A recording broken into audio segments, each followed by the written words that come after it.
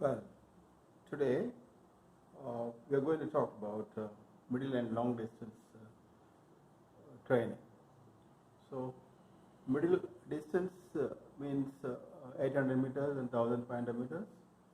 Long distance means 5000 and 10,000 meters. And we can add one more called super long distance, like marathon as a super long distance event. So, what is required for this events? Or you just got to be a general fit individual, not very tall, not very short. Anybody can fit into these events, irrespective of their stature or irrespective of their leg length or arm length.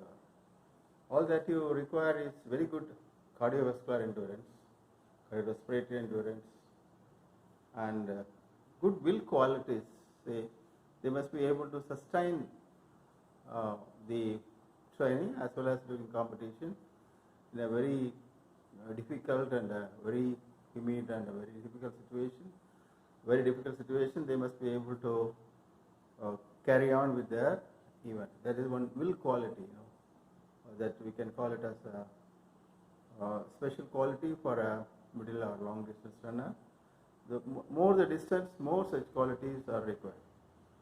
So, if you see the age of middle distance and long distance runners, mostly athletes in these events start with 800 meters, and at a certain point they will not be able to add speed during the time of for the time like for 800 meters, like 1 hour 45 seconds or so, like though they slowly shift to 1500. After a certain period of time, then from 5000 to 10,000 they move on. I mean, from 1500 to 5000 they move on, and after some time 5000 to 10,000 and 10,000 to marathon. This is how the story of a long distance runner comes up usually.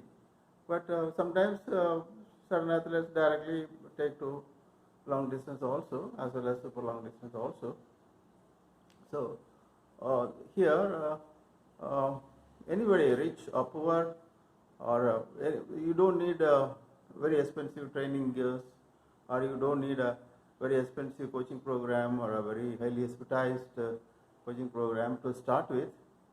What you require is ready to work hard, ready to spend a lot of time in the training fields, training track or in the road.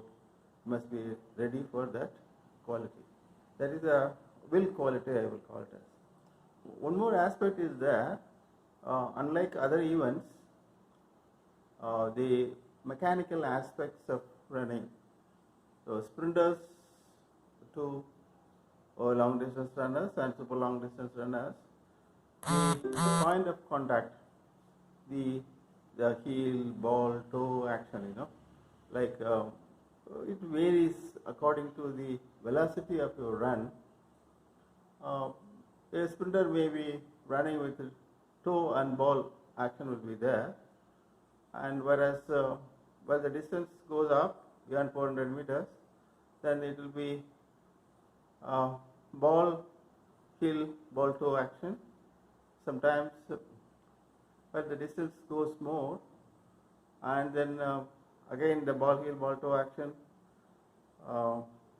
becomes faster, or the time spent in the heels becoming more and more prominent while the distance goes higher up to marathon. Like you can see marathon runners using the total foot, heel, ball, toe action, they use it. According to the athletes, this varies. The area of study dealing with this is called chiropody.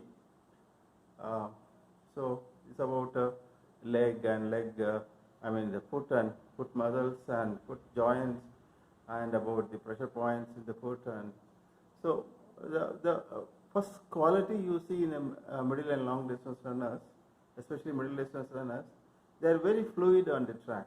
They don't strain taking steps. You can see a difference in running between a deer and as well as buffalo. A deer runs on the ground with a little contact with a very graceful movement, whereas the buffalo runs with a grinding and kind of movement, So one should be very light on the ground. That is a basic quality required for a middle distance runner. As well as for a long distance also, for super long distance also, more light on the ground, you spend less energy and you spend lesser vibrations upward to the body, and you will be able to move the distance without getting much fatigue. And your arm positions will be little wide open in the elbow, and it will be hanging comfortably, and your posture is almost erect. And total locomotor efficiency means like without any strain and without any difficulty, we should be able to take our strides in a very gentle with a fluid movement, spending very less effort for every stride. That is a basic quality. Some people, some athletes may have it inherited. Others will have to do those required stretching exercises in the anterior or posterior leg area or hip area. Sometimes shoulders also should be stretched in such a way that their posture, their alignment is perfect, vertical, and a little power leading, so that running becomes more mechanically efficient. If you see the performance development of these athletes in the middle and long distance sector, you see the world class in 800 meters, the athletes do 2 laps with each 50 seconds. So just think about the intensity of running which is required. Think about the power of heart and lungs required. 50 seconds per lap of 400 meters. Then if you see the 1500 meters, they take 55 seconds per lap. First is 3/4 of a lap, that's around 40 seconds they may take, or 42 seconds they may take. Other laps, 55 seconds, 55.5 seconds. This is a standard which I am telling about world level standards or Olympic finalist standards. If we go to 5000 meters, around 60.3 seconds, around 1 minute and 3 seconds per lap, per 12.5 laps. And if you go to 10,000 meters, they take around 62 to 63 seconds per lap. So just think about, while the distances goes high, the speed getting reduced. So an 800 meters runner's maximum capacity to run is capable of running 2 laps each with 50 seconds. Whereas if the distance becomes 1500, it takes another 5.5 seconds more. These are all world-class standard runners. So because his heart and lung functional efficiency is very optimally high at up to 800 meters level. If you go to 1500, then it has to function to over a distance of additional distance, so that the efficiency comes down. Then if it goes to 5000, another 5 seconds is been added per lap. So and if you go to marathon, say for example, world class running is around 2 hours 2 minutes. So per kilometers they take around 2.8 to 3 minutes per kilometer, per kilometer, per 1000 meters. So that's how it goes. So here, same heart, same lungs, same interval training, or same, most of the sports training is depending on a process of called training and rest. We call it as interval training, sometimes we call it as tempo training, and so many other names have been used. So you give a stimulus to the heart and lungs, then you give a rest, then again you give a stimulus, then again you give a similar, say 3 repetitions, then you give a longer rest. So it depends upon the event, depends upon the distance which you run, depends upon the intensity or the speed which you run. You have to manipulate, and depends upon your goal. What is the level of speed he has to develop over a period of 2 laps or 3 and 3/4 laps or 2.5 laps. You will have to plan it well, and what is his original standard, initial standard, then over the season what is expected, and you have to plan his training schedules in such a way so that the training program, interval training program is designed to suit individuals.